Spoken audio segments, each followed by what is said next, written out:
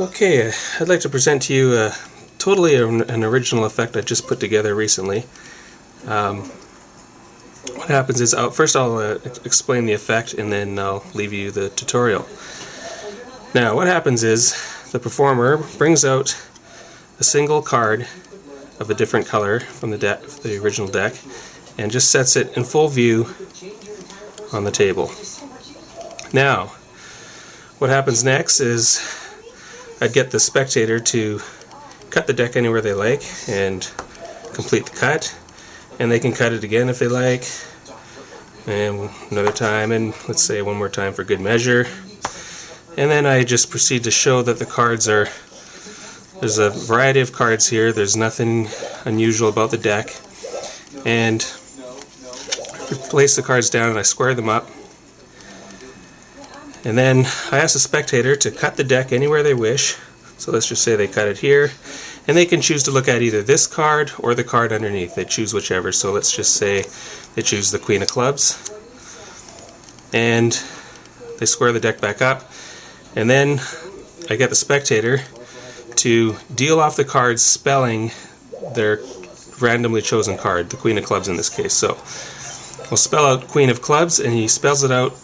He or she spells it out by flipping the card face up on the table, just like so. For Q, U, E, E, N, Queen, and then you spell of, O, F, and then clubs, C, L, U, B, S. And now we're staring at a card right where they've spelt at the random card that they've cut, and we flip over the card that's been sitting here the whole time, and we find that they match. Now, for the tutorial. This again is a very easy trick, and I think you might find this quite effective. I'll just explain here what happens. Now, the card is actually forced, and how this happens is I have actually in the middle portion of the deck, actually the middle 27 cards in the deck, so there's about a dozen cards on each end of the deck that the spectator should not cut to. Naturally they'll cut anywhere in the mid portion of the deck, so this should not be a problem. If it is, if you notice that they cut a very small packet, again, it's it's got to be a little uncomfortable, like quite unnatural to cut that small amount. But if they do, you could just mention to them to just set the packet down and to cut more, because you can make something up, like maybe that you may have possibly seen those cards when you showed the deck, the cards from the beginning, so that you want them to pick up something that's not likely that the magician could have seen. So get them to pick somewhere in the middle section of the deck, but they can cut pretty much anywhere, and they won't likely cut within the first dozen cards or the last dozen cards.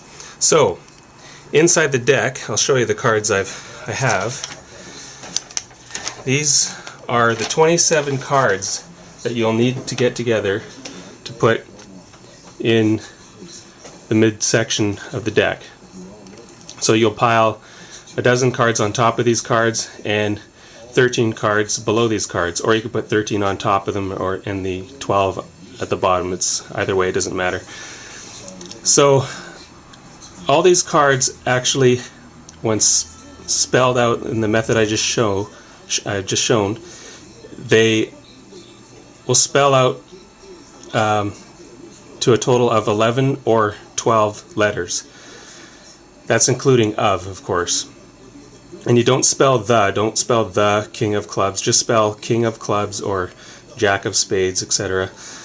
And you will arrive, it'll be, like I say, they're either 12 or 11. So this is why it's really important when you deal the cards, you deal the cards face up, so that if the card happens to be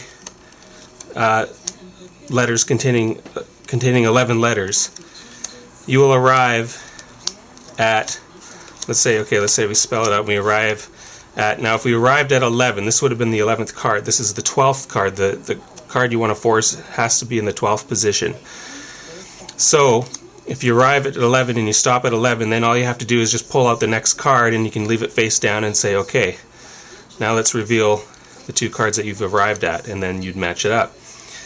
And of course, if it's 12, like what happened in the original effect that I just showed you, you will come to the card anyways, and they'll see it, and then you just leave it as is, and that'll work. So,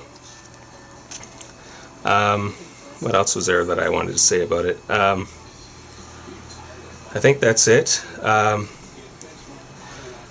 Like I say, I just showed you all the cards that you need to see. You just have to, of course, hit pause on the video to collect all those cards you need to set up.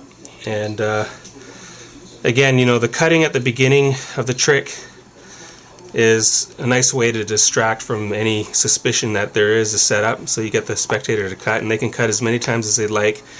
And all you have to do is just remember the original bottom card, so that after they've done all the cuts, you just turn the deck over and you fan through and you show the cards to be regular cards. And when you fan through, not only are you showing them to be regular cards, but what you're doing actually is you're secretly looking for the original bottom card. In my case, the bottom card was the Queen of Spades. So I just kind of play like you're showing them, and then casually just pull the cards apart at your original bottom card and set the pack back together just like that, and then your pack is set up again with your 27 cards in the middle and your random dozen cards on each end. So then it's all ready for the spectator to cut anywhere, and they can choose whatever card they want. It won't matter.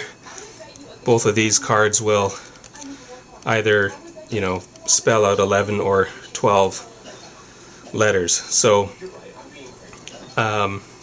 this will work every time, and I hope that made sense, and I hope you enjoyed, and thank you for watching.